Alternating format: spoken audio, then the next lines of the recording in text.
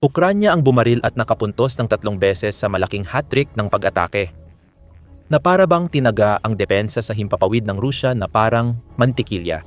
Nabuwag ang huling depensa ng Rusya nang pakawalan ng Ukranya ang lakas na sumira sa depensa sa himpapawid ng Rusya.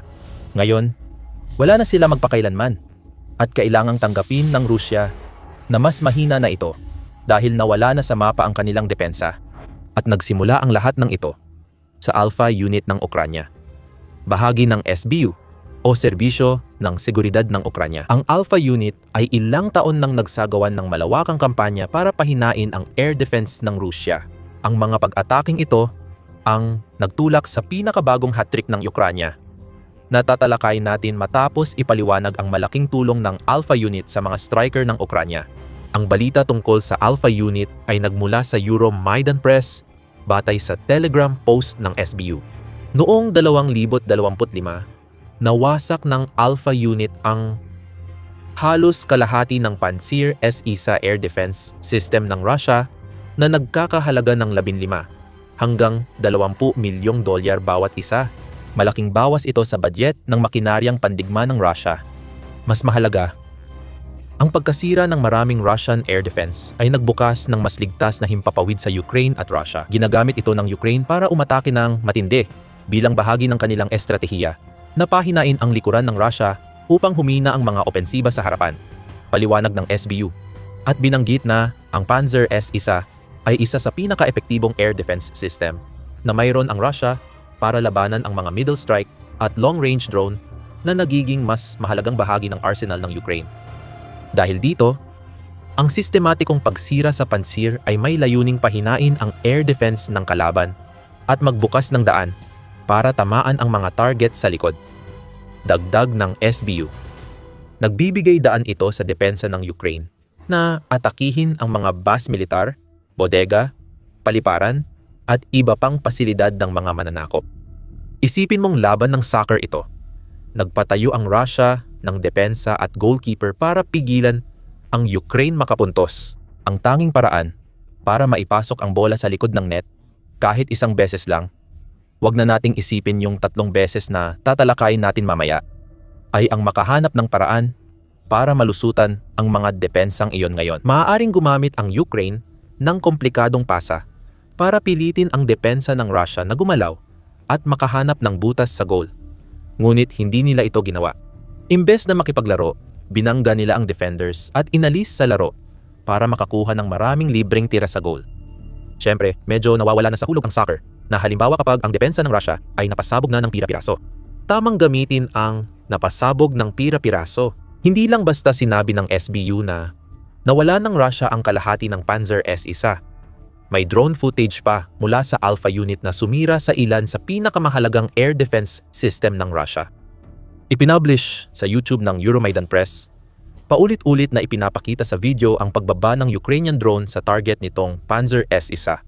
Ang air defense system, na dapat ay kayang pabagsakin ang mga drone, ay madalas na hindi namamalayan ang paparating dahil sobrang baba ng lipad ng mga drone kaya wala nang magawa ang Panzer. Sunod-sunod na tama ang naitala. Bumagsak ang 2 dosenang Panzer S-1 sa ligtas na aerial corridor na binuksan ng Ukraine. Kaya nagkaroon sila ng hat-trick. Mahalaga para sa Ukraine ang bawat atake sa footage na iyon. Kasing halaga ng Panzer S-1 sa Russia ayon sa SBU. Ayon sa Army Recognition, ang Panzer S-1 ay isang mobile medium-range air defense system na madaling mailipat saan man kailangan. Nasa likod ng isang 10 toneladang Ural 532 truck. Kaya nitong bumiyahe ng hanggang 800 kilometro o mga 497 milya. May dala itong air defense system na may missile na abot 12 kilometro o 7.4 na milya at isang 30 mm na baril na may saklaw mula 0.2 hanggang 4,000 metro o 0.65 hanggang mga 13,100 at 20 talampakan. Ang baril ang posibleng magdulot ng malaking problema sa Ukraine sa gitnang atake at long-range attack. Ngunit nakita nating kayang mapatumba ang Panzer S-1 kapag air defense unit mismo ang target. Malaking problema ang kakayahan nitong pabagsakin ang mga drone mula 0-65 talampakan kapag tinatarget ng mga drone ang iba. Ang Panzer S-1 ay dinisenyo para pabagsakin ang mababang lipad at delikadong drone ng Ukraine, higit pa sa ibang Russian air defense system. Kayang protektahan ng sistemang ito ang tropa, pasilidad militar at command center. At dahil sa pagiging mobile nito, kaya rin nitong sumabay sa mga sundalo at kagamitan na kailangan nitong protektahan. Huwag kalimutan ang mga misil. Lalo pang ginagamit ng Ukraine ang mga hybrid na drone at misil gaya ng Flamingo laban sa mga target ng Russia. Ang Panzer S-1 ay nagpapaputok ng surface-to-air missiles at baril laban sa ganitong banta na maaaring magsara ng ruta ng pag-atake ng Ukraine. Sa madaling salita, ito ay parang jack of all trades. Ang baril ay laban sa mga drone habang ang mga missile ay sumisira sa ibang missile at airframe na maaaring mapinsala kapag lumapit. Dahil dito, naging pangunahing target ng Ukraine at Alpha Unit ang Panzer S-1. Ngayon, kalahati na lang sa kanila ang natitira. Yan pa lang, nagbago na lahat. At saka, kung ganitong klaseng kaalaman ang gusto mong makita pa, siguraduhin nakasubscribe ka sa The Military Show. Lingguhan naming binubusisi ito.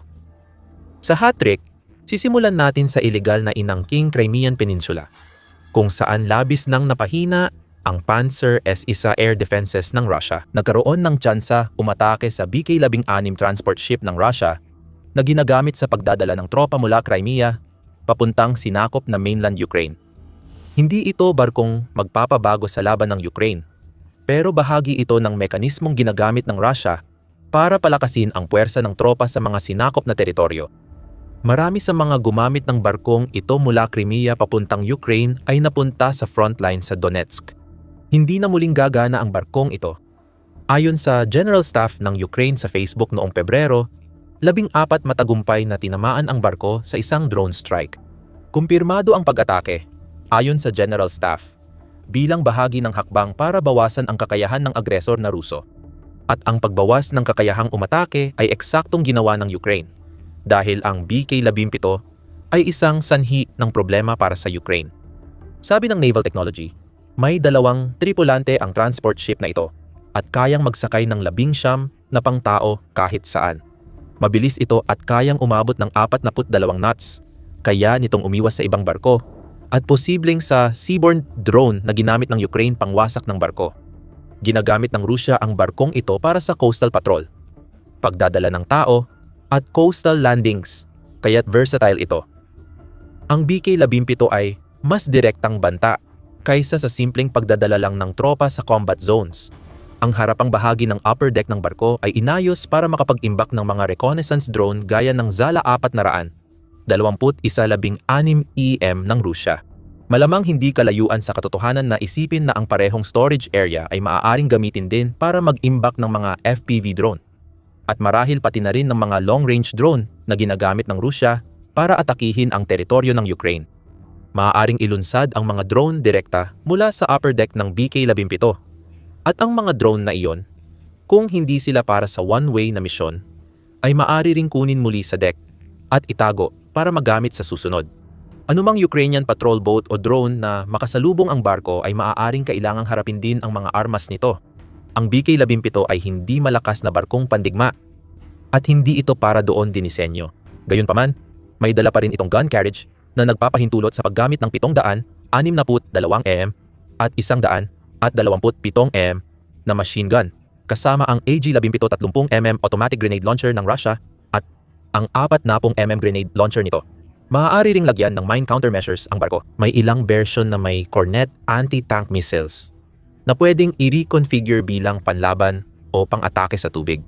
Wala pang kumpirmasyon mula sa Ukraine kung ang BK-17 ay tinamaan sa dagat o habang nasa daungan. Ang huli ang tila pinakamalamang na nagpapakita na kahit anong air defenses na dating meron ang Russia para bantayan ang daungan ay hindi sapat para mapigilan ang Ukraine. Para sa Russia, hindi malaking issue ang pagkawalan ng isang BK-17 sa ibang konteksto. Malaki pa rin ang hukbong dagat ng bansa na may 700 at 40 kagamitan. Ngunit iba ang epekto ng pagkawala ng barko sa Ukraine depende sa lokasyon nito. Maaaring ipalagay na ang nasirang BK-17 ay bahagi ng Black Sea Fleet na layuning magbigay daan sa Russia na mangibabaw sa dagat. Napahiya ng Ukraine ang Black Sea Fleet na ipinangalan sa Black Sea dahil sa epektibong operasyon ng hukbong dagat ng Ukraine gamit ang drone at missile. Halos nawalan ng saysay sa digmaan ang Black Sea Fleet. Naipit na ngayon ang karamihan sa fleet sa mga daungan ng Novorossiysk dahil delikado para sa kanila magpakita ng lakas sa Black Sea. Nagiging target ng drone at missile ang mga sumusubok. Pagsapit ng Pebrero 2025 nawalan na ang Russia nang hindi bababa sa 24 na barkong pandigma mula sa fleet na ito. Nakatumbas ng halos 1/4 ng kabuuang laki ng fleet. Hindi nito mapapalitan ang mga barkong iyon. Hindi rin papayag ang Turkey na maglayag ang mga barkong pandigma sa Bosphorus at Dardanelles na hawak nila. Bawat barkong nawawala sa Black Sea Fleet ay nagpapahina. Ang tanging epektibong lakas pandagat ng Rusya laban sa Ukraine, kaya't halos walang silbi ang iba pang 700 na kagamitan ng hukbong dagat nito. Ngayon, nadagdag ang BK-17 sa listahan ng nasirang barko ng Black Sea Fleet at naitala na ang una sa hat-trick ng Ukraine. Malapit na ang pangalawaan at huling goal na magtatapos sa laban. Pag-uusapan natin ang huling pag-atake mamaya. Pero paano naman ang pangalawa? Sinamantala ng Ukraine ang kakulangan ng Russia sa Panzer S-100 para umatake sa isang mahalagang target sa kanilang long-range na estratehiya, isang oil terminal. Para sa pag-ataking ito, pupunta tayo sa rehiyon ng Krasnodar Krai sa Russia, kung saan matatagpuan ang pamayanan ng Volga. Malapit sa pamayanan ay ang Tamenevtegas Oil Terminal na tinarget ng Ukraine noong Pebrero 15 ayon sa Euromaidan Press. Iyon ang araw na nag-post ang kawani ng Ukraine sa Telegram para ipaliwanag ang nagawa ng militar. Nakumpirma ang pinsala sa Tamenevtegas Oil Terminal malapit sa Volga, Krasnodar Territory, Russian Federation. Isang sunog ang naitala sa loob ng pasilidad ayon sa ulat ng pangkalahatang kawani. Hindi pa malinaw ang detalye ng pag-atake maliban sa sinabi ng pangkalahatang kawani. Inaalam pa rin ang lawak ng pinsala nang ilabas ang posted sa Telegram. Ang oil terminal na tinamaan ng Ukraine ay malapit sa Kerch Strait, sa silangan ng Crimean Peninsula, na kontrolado ng Russia, ayon sa Kiev Independent. Ang mga drone ng Ukraine ay kailangang maglakbay ng hindi bababa sa ilang daang milya upang marating ang Volga mula sa pinakamalapit na teritoryong kontrolado ng Ukraine, ang Nikopol. Ipinapakita nito ang kahalagahan ng pagkasira ng kalahati ng Panzer S sa stock ng Russia. Habang mas mahaba ang biyahe, mas delikado. Ang mga drone ng Ukraine ay tumama ng direkta sa terminal ng langis ng Russia matapos maglakbay ng 325 kilometro o higit pa. May dagdag bonus para sa Ukraine sa ikalawang pag-atake. Ipinaliwanag ito ng pangkalahatang kawani sa kanilang post sa Telegram at nagdagdag pa. Matagumpay ding tinamaan ang Panzer S-100 anti-aircraft missile at gun complex ng kalaban sa baryo ng Katya. Ang baryong iyon ay nasa Crimea at tiyak na napansin mo agad ang tinamaang air defense system, isa na namang Panzer S-100. Sa takbo ng mga pangyayari para sa Russia, hindi magtatagal at ang pagkawala ng kalahati ng kanilang Panzer S-100 stockpiles ay magiging pagkawala ng 2 katlo at pagkatapos ay 3 kapat. Malinaw na may misyon ang Ukraine na burahin ang partikular na uri ng Russian air defense na ito. At mahusay nilang nagagawa ang pagbura sa mga ito sa mapa. Iyan ang magdadala sa atin sa huling tira ng hat-trick. Kung ang pag-atake sa BK-17 ay parang matinding header sa taas na sulok ng goal, ang pag-atake sa Krasnodar Krai Oil Depot ay parang malinis na pasok ng bola sa ibabang sulok. Ang huling goal ay galing sa malakas na supalpal ng Ukraine sa bola diretso sa mukha ng Russia bilang parusa. Akala nila kaya nilang sabayan ang laro ng Ukraine? Ang unang 2 atake ay nangyari sa Crimea at sa teritoryo ng Russia. Pangatlo, tinarget ng Ukraine ang sariling teritoryo para ipakitang hindi ligtas ang mga mananakop na Ruso kahit sa likuran. Ang huling atake ay parang 1-2 na pasa na naging goal dahil 2 target ang tinira ng Ukraine. Ang kaunting alam natin ay galing sa Euromaidan Press na nagulat na tinamaan ng mga drone ng Ukraine ang repair unit ng isa sa mga artillery brigade ng Russia sa bayan ng Vilna na nasa Donetsk Oblast. Sinundan iyon ng Ukraine sa pamamagitan ng pagtutok naman sa sinakop na Zaporizhia, kung saan tinamaan nila ang mga kumpol ng tropa malapit sa bayan ng Lyubimivka. Muli, inaalam pa ang lawak ng pinsala, ngunit mahalaga ang mensahe dito. Dahil sa dami ng nawalang Panzer S-100, hindi na kayang protektahan ng Russia ang ganitong importanteng grupo ng tropa. Halimbawa, nang wasakin ng Ukraine ang unit ng pagkukumpuni ng artilerya sa Donetsk, hindi na makakaputok ang sirang artilerya ng Russia. Hindi naman talaga nasa maayos na kondisyon ang artilleriya ng Russia. Sa simula pa lang, noong unang 2024, iniulat ng Forbes na kinukuha ng Russia ang mga bariles mula sa lumang kanyon para palitan ang mga pudpod sa bagong kanyon. Hanggang kailan magagawa yon? Lalo na't mabilis masira ang lumang bariles dahil sa katandaan at labis na gamit. Sistematikong pagbuwag ito sa operasyon ng Russia na dahil sa mga pag-atake sa likod ng Russia ng mga grupong gaya ng Alpha Unit ng SBU. Binuksan ang mga ligtas na aerial corridor para sa drone at missile ng Ukraine. Matalino ang estratehiya ng Ukraine. Wala pang nagagawa ang Russia kundi manood habang nasisira ang kanilang kagamitan. Kaya ano ang magiging ibig sabihin ng lahat ng ito para sa hinaharap ng digmaan sa Ukraine? Gaya ng sinabi namin, ang pagkasira ng maraming Panzer S-1 ng Russia ay nagbubukas ng tinatawag ng Kanal 13 na mga bulag na koridor sa himpapawid. Sa madaling salita, ito ang mga parte ng himpapawid na di natatanaw ng Russia. Madalas na hindi napapansin ang aspetong ito ng depensa sa himpapawid. Oo, ang mga baril at mga misil ay inaasahang sumira ng mga papalapit na proyekto. Pero ang mga sistema ng depensa sa himpapawid ay may mga radar din. At ang mga radar na iyon ay maaring magbigay ng babala sa mga tropa sa lupa kahit na pumalya ang depensa sa himpapawid. Dati, nakakapagtago agad ang mga sundalong Ruso kapag may babala bago dumating ang mga drone ng Ukraine. Pero ngayon lantad na sila dahil sira na ang kanilang depensa at radar. Tingnan mo ang nangyari sa Zaporizhia. Tinamaan ang mga tropang Ruso. Baka hindi ito nangyari kung may Panzer S-1 doon. Mas malala pa para sa Russia. Ang pagkasira ng kanilang depensa sa himpapawid ay nagbubukas ng mga pag-atake sa gitnang distansya. Pati na rin ang mas marami pang long-range na pag-atake na ginugol ng Ukraine noong karamihan ng 2025. Pinapatunayan nitong kaya niya kahit kailan. Tandaan mo, nakalipad na ang Flamingo.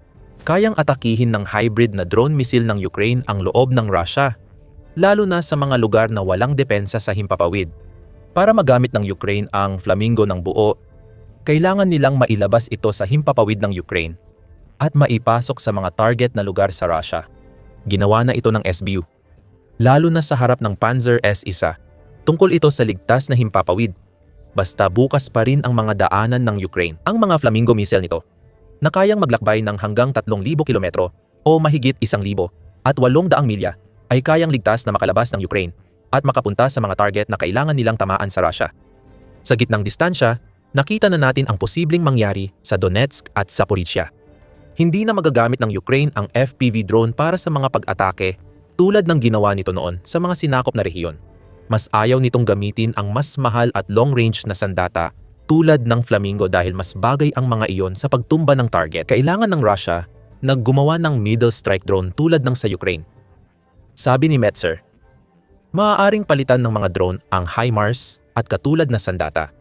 Depensa ng himpapawid ng Russia, dinurog ng Alpha Unit. Magsisimula ng guluhin ng mga middle strike drone ng Ukraine na parang FPV drone pero mas malayo ang abot. Ang mga himpilan ng militar ng Russia sa likuran tulad ng mga command post, unit ng nagpapatakbo ng drone. At gaya ng nakita natin noong hat-trick, mga konsentrasyon ng tropa na maaaring nakatakdang magsimula ng pag-atake laban sa depensa ng Ukraine. Habang tinutugunan ng siya ang mga kalamidad sa labanan, may isa pang problema. Ang malaking gastos na dulot ng Unit Alpha sa pananalapi. Hindi sinabi ng SBU kung ilang Panzer S-1 ang winasak ng Unit Alpha, maliban sa kumpirmasyon na halos kalahati na wala. Noong Oktubre, iniulat ni Militany na kinumpirma ng Oryx, isang analytics na website, ang pagkasira ng hindi bababa sa 35 Panseras isa. Ang bilang na iyon ay para lang sa mga unit na napatunayang nawala gamit ang video o larawan. Kahit tanggapin ang Oktubre na bilang, ibig sabihin nito ay 700 M na pinsala ang naidulot ng Ukraine sa Russia sa Pantsir S-1 units pa lang. Bahagi ng 4 bilyong pinsala na gawa ng Alpha Unit. Makikita mo ang malaking gastusing pinansyal ng Russia sa lahat ng air defense nito sa 2025. Napakaraming air defense ng Russia ang nabura na sa mapa. Handa na ang Ukraine umatake ng mas malalim at mas malakas sa likod ng Russia. Ibig sabihin, malamang na masusundan ang hat-trick noong Pebrero 14 at 15 ng matinding pagwasak sa oposisyon ng Russia. Dapat mag-alala ang mga tagagawa at tagapino ng langis ng Russia dahil simula pa lang ng mas malaking problema ang pag-atake ng Ukraine sa oil terminal noong Pebrero. May malaking nabasag sa industriya ng langis ng Russia dahil sa long-range strategy ng Ukraine. Malalaman mo ito sa aming video. At kung nagustuhan mo ang video na ito, siguraduhing mag-subscribe ka sa The Military Show para makita mo ang regular na updates tungkol sa mga pinakabagong kaganapan sa digmaan sa Ukraine. At maraming salamat, gaya ng dati, sa panonood.